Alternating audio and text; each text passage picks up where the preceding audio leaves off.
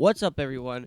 It's Tech Trooper 64, and today we're going to be making some E3 2015 predictions. Now, I know what you're thinking. You're probably thinking, why now at the final minute? E3 is just around the corner. I understand that. But the thing is that I've always wanted to follow and do coverage on E3, but I never got the time to.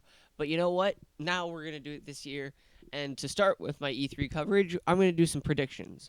Now, I'm going to make a video for each company, be it third party or be it a console manufacturer. I'm going to make a predictions list, 5 predictions for E3 for each of these companies. So the first one we're going to go over is Microsoft. Not because I love them more or anything, it's just because I thought Microsoft was the easiest to find predictions for. I might make a video on Nintendo's predictions last because they are really the hardest to predict because they're very unpredictable. So, moving on with the predictions. So, the first prediction I have for E3 2015 for Xbox One and Xbox 360 and maybe PC at the Microsoft E3 2015 press conference, they're going to redesign the Xbox One and they're going to release one and show off the design, and it's going to be compatible with 4K. Now, it might be able to play 4K games. That might not be a promise, but you know what I mean. It will be a slimmer design of the original Xbox One. It'll be also it'll have also a price drop. Along with that, it'll have a game to bundle along with it.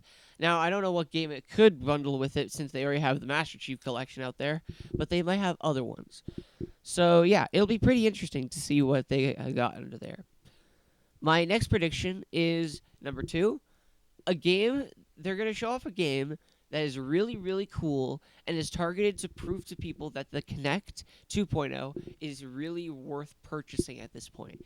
Because right now, ever since the beginning of the Xbox One, the Kinect has been this dead weight, this anchor to the console, and people have seen it as always a bad thing.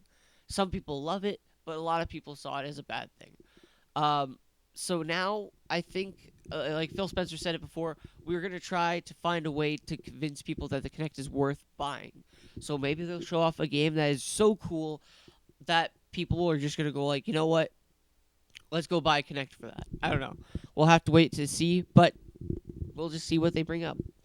Next is that Rare, the company that Microsoft now owns and used to work with Nintendo, will show off a game. Will show off the game that they've been working on and they've been teasing for the whole year, and it will be exclusive to Xbox One. Now, the next thing I'm about to say is kind of like 50-50. I don't know if I really believe it myself, but it will be compatible with Kinect in some way, shape, or form due to the fact that Rare has been working on Kinect games in the previous 5 years, and not really normal games. But I do believe, I don't remember, but I think that in an interview with one of the developers with Rare, he said that the game that they're working on will not be compatible with Kinect because, they made enough Kinect games or whatever. I don't know. You know what I mean? But that's my third prediction. My fourth prediction is that Microsoft will announce that this year, and by the way, this is the prediction that I think might not happen, but Microsoft will announce that this year will be the Xbox 360's final year of production. Now, what this means is that you won't be able to buy your Xbox 360 at the end of the year anymore, and that this year will be the last year you can purchase a 360, and then it will be discontinued from there on. They will cease production. They will cease production of it, and they will cease selling them at retail by the end of this year. And they might announce an Xbox 360 console very similar to the Wii Mini, if you know what I mean.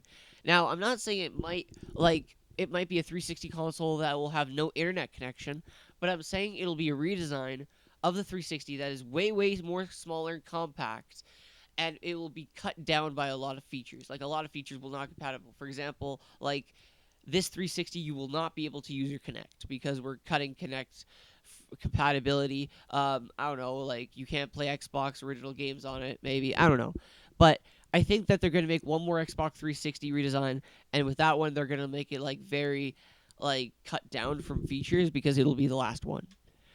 And the next one is I forgot to mention this. The Xbox Live service for 360 will stay until It will stay 4 years after 2015. That's kind of like a risky prediction there, but it will stay until 2019 because there's still so many people who still haven't upgraded to Xbox One. But there will be no. But they will like start telling third-party developers to stop developing for 360, maybe. And my final prediction for Microsoft will be that Microsoft will announce that all games that are coming out for Xbox One, including third party and first party, will be compatible with crossplay with PCs running Windows 10. Now, that's kind of hard to say because I don't know if all third parties and first parties will be willing to, conform to the idea to make it compatible with PC too. It might be, but those are my predictions. You guys can tell me in the comments down below what you think. These predictions are pretty bold. I think the first two could happen. Actually, no, the first one and the third one could happen, but the rest is kind of risky. So, what do you guys think? Do you think that all of my predictions are going to come true? Do you think half of them are going to come true? Do you think one of them is going to come true? You guys let me know in the comments down below, and I will see you guys next time. Peace.